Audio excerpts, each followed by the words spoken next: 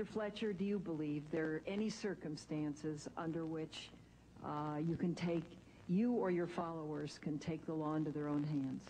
All right, Mr. Johnson? I'd say there'll only be two occasions. First one is if, once again, if you come into somebody's house, shoot. Without a warrant and without reasonable cause. Without a warrant, without a reasonable cause. And it would be awfully nice if they came in the house with the warrant. It would be nice if they would knock politely. But other than that, I don't see a reason for using any kind of force to justify your actions. And of course, once again, you suspend the Constitution. Then for that reason, I don't have to recognize anybody in federal law enforcement. If we're invaded for some reason and our government's overthrown by a foreign power, we're going to have to take the law into our own hands to save it. Mr. Olson, Johnson?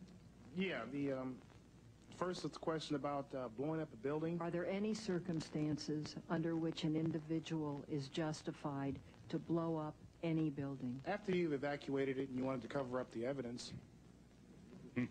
Other than that, let me talk about the racist aspect now. It's getting old. I'm getting real tired of being called a Klan member. I'm getting tired of being called a member of the Aryan Nations group. I spoke 2 weeks ago down at the Lincoln Memorial along with 2 other black people and the Jews for the Preservation of Firearms, and I believe there was somebody else Jewish who helped organize it, and the reports came out that a racist, anti-Semitic militia group held a rally on the Lincoln Memorial. Are these people blind, or is there an agenda afoot here? Okay? There are more black people showing up every day. A lot of the things that these people sit around in these meetings, these so-called right-wing wackos, and talk about, happen daily in black communities. And black communities know this.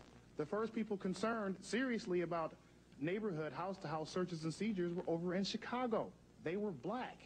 Good grief, almost half the people in Waco who got killed were black. This movement isn't about guns and skin color. It's about liberty. It's about freedom.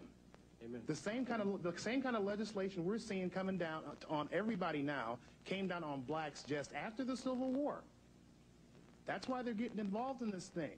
And it's going to come eventually to somebody, as you keep ignoring us and saying, well, these guys are just a bunch of angry white men. Well, pardon me for interrupting, but they have started the vote now, so we're going to have to conclude it in just a few minutes. Okay.